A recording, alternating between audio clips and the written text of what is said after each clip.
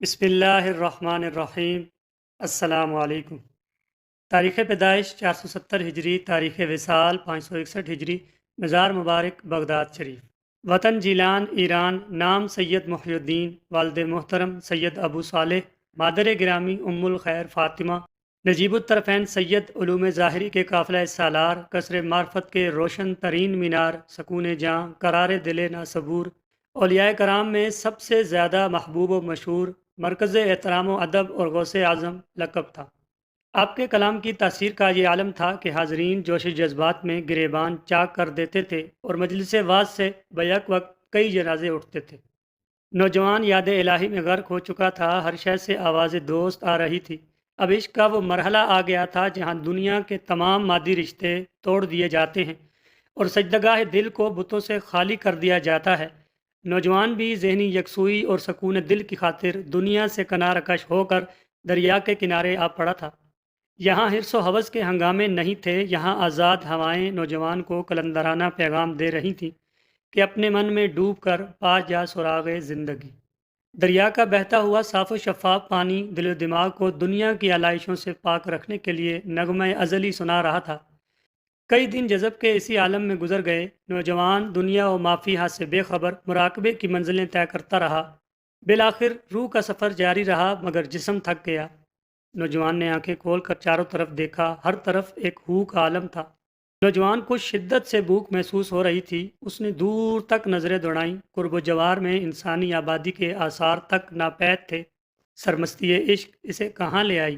نوجوان نے ایک لمحے کے لیے سوچا، پھر آسمان کی جانب نگاہ کی، ایک صابر و شاکر بندے کی طرح۔ پھر اچانک اس کی نظر دریا میں بہتے ہوئے سیب پر پڑی۔ رزاق عالم کی رزاقی پر اس کا یقین اور بھی پختہ ہو گیا۔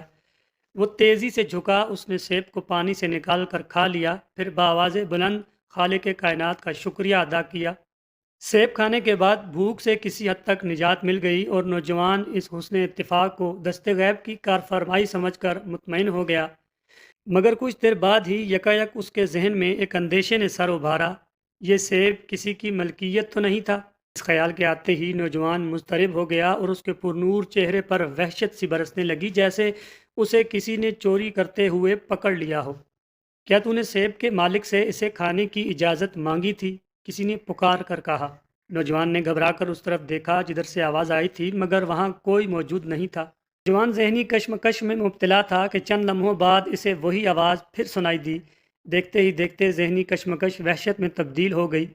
نوجوان کی سمجھ میں نہیں آ رہا تھا کہ یہ کیسی آوازیں ہیں اور اسے پکارنے والا کون ہے۔ آخر بہت دیر بعد اس پر یہ راز فاش ہوا کہ یہ آوازیں کسی غیر کی نہیں، خود اسے اس کا ضمیر پکار رہا ہے۔ پھر یہ خلش اس سے برداشت نہ ہو سکی اور وہ بے اختیار دریا کی اس سمت میں روانہ ہو گیا جدھر سے سیب بہہ کر آیا تھا۔ نوجوان تیز رفتاری کے ساتھ دریا کے کنارے کنارے چلتا رہا اور قدم قدم پر دعا مانگتا رہا کہ سیب کے مالک سے ملاقات ہو جائے اور وہ اس سے اس بددیانتی کی معافی مانگ سکے۔ کافی طویل سفر تھا، کئی وقت کے فاقوں سے نیم جاں مسافر تھکتا جا رہا تھا کہ اسے سیبوں کا ایک باغ دکھائی دیا۔ نوجوان کو اپنے نڈھال جسم میں تازگی کی ایک لہر سی محسوس ہوئی۔ اس نے دیکھا کہ سیب کے کچھ درخت پانی پر جھکے ہوئے تھے۔ نوجوان کو یقین آ گیا کہ جس سیب نے کچھ دیر کے لیے اس کے شکم کی آگ کو سرد کیا تھا، اس کا تعلق اسی باغ سے تھا۔ نوجوان نے باغ میں کام کرتے ہوئے مزدوروں سے پوچھا، اس باغ کے مالک کون ہیں؟ میں ان سے ملاقات کرنا چاہتا ہوں۔ ایک مزدور نے نوجوان کو ٹھہر کر انتظار کرنے کے لیے کہا اور خود باغ کے ایک گوشے کی طرف چلا گیا۔ کچھ دیر بعد باغ کا مالک نظر آیا، جو ایک عمر رسیدہ شخص تھا۔ کیسے آئے ہو نوجوان؟ بوڑھے شخص کا لہجہ نہایت شگفتہ تھا۔ مجھ سے کوئی کام ہے؟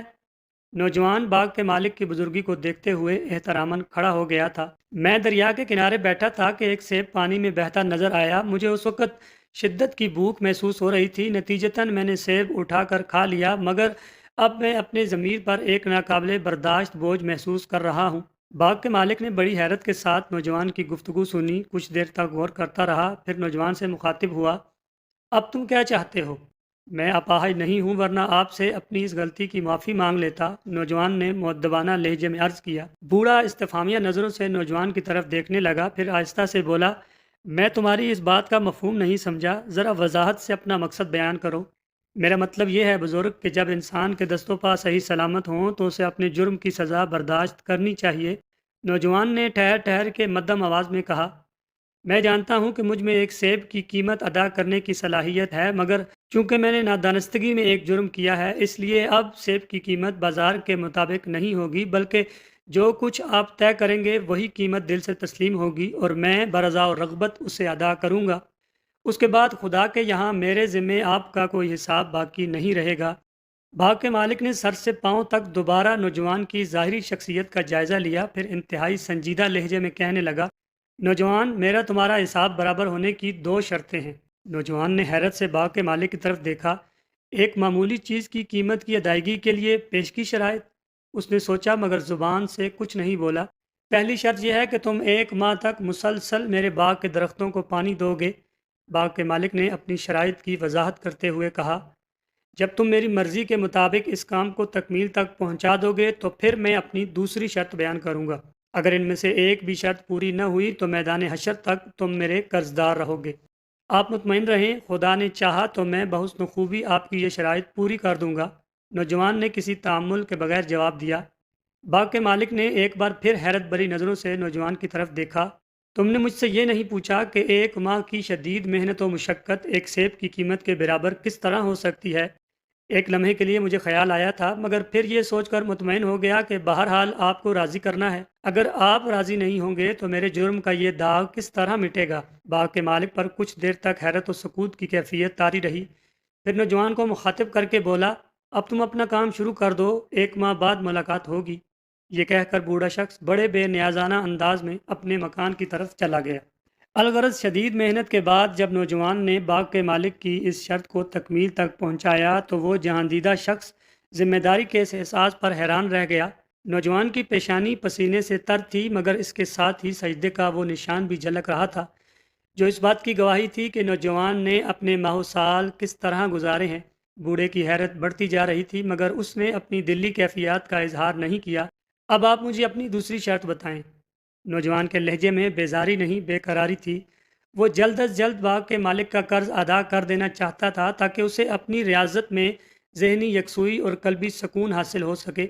दूसरी शर्त यह है कि तुम्हें मेरी लड़की से शादी करनी होगी।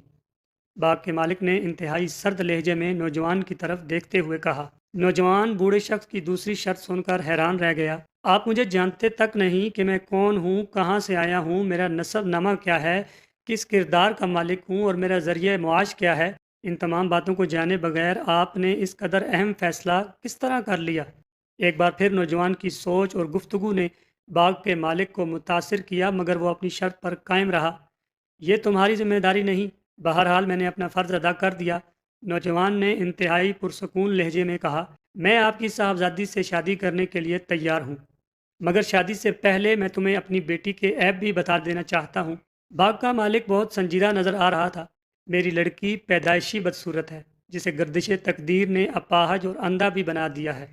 ये कहकर बूढ़ा शख्स नौजवान के चेहरे पर अपनी दूसरी शर्त का रद्द अमल तलाश करने लगा।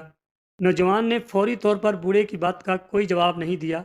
वो इस अजीबो गरीब शर्त पर गौर करने लगा। फिर उसने दिल ही दिल में दुआ की, ए रब्बे अजीज़ व जलील, अपने इस हकीर और नातमाम बंदे की दस्तगीरी फरमा। फिर वो बाग के मालिक से मुखातिब हुआ, क्या आप समझते हैं कि मेरी गलती उसी वक्त माफ़ हो सकती है जब मैं आंखों की रोशनी से महरूम एक बदसूरत अपाहिज लड़की से शादी कर लूँ? सवाल यकीनन बहुत पेचीदा था, जिसका बाग के मालिक के पास कोई माकूल जवाब नहीं था, मगर सूरत हाल इस कदर उलझ गई थी कि अब बूढ़े शख्स का अपनी बात पर कायम रहना ज़रूरी हो गया था। मुमकिन है दुनियावी कानून के एतबार से तुम्हें मेरी ये शर्त बहुत कड़ी और गैर मुनासिब मालूम हो, और ये भी हो सकता है कि तुम इसे जबर समझो, मगर मैं पहले ही कह चुका हूँ कि जब तक मेरी दूसरी शर्त पूरी नहीं हो जाती, उस वक़्त तक मैं तुम्हें अपना मुजरिम समझता रहूँगा। नौजवान ने बूढ़े की इस वजाहत के बाद फिर कोई सवाल नहीं किया, बस उसने पुरअज़म अंदाज में आसमान की तरफ देखते हुए कहा, ए रब्बे ज़ुल जलाल, इस आजमाइश के रास्ते में मेरे लड़खड़ाते हुए कदमों को इस्तिकामत दे। मैं सिर्फ तेरी रज़ा चाहता हूँ, तो मुझे मेरे नफ्स के हवाले न कर। आसमान से नौजवान की दुआ का क्या जवाब आया, ये इंसान की ज़ाहिरी आँख न देख सकी, मगर बाग के मालिक ने इतना ज़रूर देखा कि इन दुआया कलिमात की अदायगी के बाद नौजवान का चेहरा पुरसकून हो गया, जैसे तायीद गैबी के सबब उसके नफ्स में ये बोझ उठाने की ताकत पैदा हो गई है। इसके बाद नौजवान ने बाग के मालिक से अपनी रजामंदी का इजहार कर दिया। ایک باپ کی اس سے بڑی خواہش اور کیا ہو سکتی تھی کہ اس کی اپاہج، نابینا اور بدصورت بیٹی کو ایک خوبصورت نوجوان شوہر مل جائے۔ نتیجتاً باغ کے مالک نے شادی میں بہت عجلت کی اور دوسرے دن ہی تمام رسمیں ادا کر دی گئیں۔ نکاح کے بعد بوڑھے کے چہرے سے بے پناہ مسرت کا اظہار ہو رہا تھا۔ نوجوان کے چہرے پر بھی خوشی کی ایک ایسی جھلک نمایاں تھی جسے پہلی ہی نظر میں محسوس کیا جا سکتا تھا۔ دونوں کے چہروں پر اپنے اپنے فرائض کی ادائیگی کا نور تھا۔ بوڑھا یوں مطمئن تھا کہ اس کی بیٹی کا مستقبل محفوظ ہو چکا تھا، اور نوجوان اس لیے مسرور تھا کہ اس نے بحسن و خوبی اپنے ایک گناہ کا کفارہ ادا کر دیا تھا۔ اور جب اس نے پہلی بار اپنی بیوی کو دیکھا تو اس طرح گھبرا کے پیچھے ہٹ گیا جیسے کوئی اور لڑکی اس کی خلوتگاہ میں موجود ہے۔ باغ کے مالک نے اپنی بیٹی کا جو حلیہ بیان کیا تھا، حجرہ عروسی میں موجود لڑکی اس سے یکسر مختلف تھی۔ روشن آنکھیں، دست و پا سالم اور پرنور چہرہ، لڑکی کے نقش و نگار پر ملکوتی حسن کا گمان ہوتا تھا۔ نوجوان انتہائی سراسیمگی کے عالم میں باغ کے مالک اور اپنے خسر کو ڈھونڈتا ہوا اس کے پاس پہنچا۔ بزرگ، شاید اہل خانہ سے غلطی ہو گئی ہے۔ نوجوان بہت گھبرایا ہوا تھا۔ ایسا لگتا ہے کہ جیسے مجھے کسی نئی آزمائش میں ڈال دیا گیا ہے۔ کیسی غلطی اور کیسی آزمائش؟ باغ کے مالک نے مسکراتے ہوئے اپنے داماد سے پوچھا، جو سر سے پاؤں تک تصویر حیرت بنا کھڑا تھا۔ آپ نے اپنی دوسری شرط میں لڑکی کا جو ظاہری حلیہ بیان کیا تھا، میری بیوی اس کے مطابق نہیں ہے۔ نوجوان نے اپنی حیرت و پریشانی کا سبب بیان کرتے ہوئے کہا۔ باغ کا بوڑھا مالک نوجوان کی شدت اضطراب پر مسکرایا اور ایک شفیق باپ کی طرح بولا، اے میرے نیک بچے، وہ تیری ہی بیوی ہے۔ خالق کائنات نے تجھے اس سخت آزمائش میں ثابت قدم رکھا، اور اللہ صبر کرنے والوں کو ایسے ہی انعامات سے نوازتا ہے۔ باغ کے مالک کی گفتگو میں ایک عجیب رمز تھا۔ نوجوان چونکے بغیر نہ رہ سکا۔ آج وہ ایک بوڑھے تاجر کی شخصیت کا بالکل نیا انداز دیکھ رہا تھا۔ مگر آپ نے غلط بیانی سے کام کیوں لیا؟ میں یہ راز جاننے کے لیے سخت مضطرب ہوں۔ نوجوان کی حیرت و بے قراری کا وہی عالم تھا۔ فرزند، میں نے تم سے ہرگز جھوٹ نہیں بولا۔ اپنی بیٹی کے بارے میں جو کہا وہ حرف بہ حرف سچ ہے۔ باغ کے مالک کے ہونٹوں پر ایک مطمئن اور آسودہ مسکراہٹ تھی۔ میں نے کہا تھا کہ میری بیٹی بدصورت ہے۔ تم عنقریب دیکھ لو گے کہ تمہاری بیوی کے چہرے پر دنیا داری کا غازہ نہیں۔ ایسی لڑکیاں اس معاشرے میں بدصورت ہی کہلاتی ہیں جو اپنی شخصیت کو دنیا کے رنگوں اور لباسوں سے آراستہ نہیں کر سکتی۔ کہا تھا کہ میری بیٹی اندھی ہے، اس کا مفہوم یہ ہے کہ میں نے اسلامی طرز معاشرت کے مطابق اس کی پرورش کی ہے۔ وہ اب تک کسی نامحرم کے سامنے نہیں آئی اور آئندہ بھی نامحرم کے لیے اس کی آنکھیں بے نور ہی رہیں گی۔ وہ اپاہج یوں ہے کہ اس کے قدم آج تک کفر و گناہ کے کوچے تک نہیں گئے۔ اب تم یہ بتاؤ کہ میں نے کیا غلط کہا تھا؟ اپنے اسر کی بات سن کر نوجوان حیرت زدہ رہ گیا۔ پھر وہ اپنے کمرے کی طرف چلا گیا جہاں ایک پاک باز دوشیزہ اپنے شوہر کا انتظار کر رہی تھی۔ باغ کے یہ مالک مشہور صوفی بزرگ حضرت سید عبداللہ سومئی تھے، جن کا سلسلہ نسب 13ویں پشت میں سیدنا حضرت امام حسین رضی اللہ تعالیٰ عنہ سے مل جاتا ہے۔ حضرت سید عبداللہ رحمۃ اللہ تعالیٰ علیہ بڑے زاہد اور پرہیزگار انسان تھے۔ ممنوعہ ایام کے علاوہ ہمیشہ روزہ رکھتے اور ساری رات عبادت الہی میں مصروف رہتے۔ حضرت سید عبداللہ سومئی رحمۃ اللہ تعالیٰ علیہ کی ہزاروں کرامات مشہور ہیں۔ حضرت سید عبداللہ سومئی رحمۃ اللہ تعالیٰ علیہ کی دختر کا خاندانی نام فاطمہ تھا۔ کنیت ام الخیر اور لقب امت الجبار تھا۔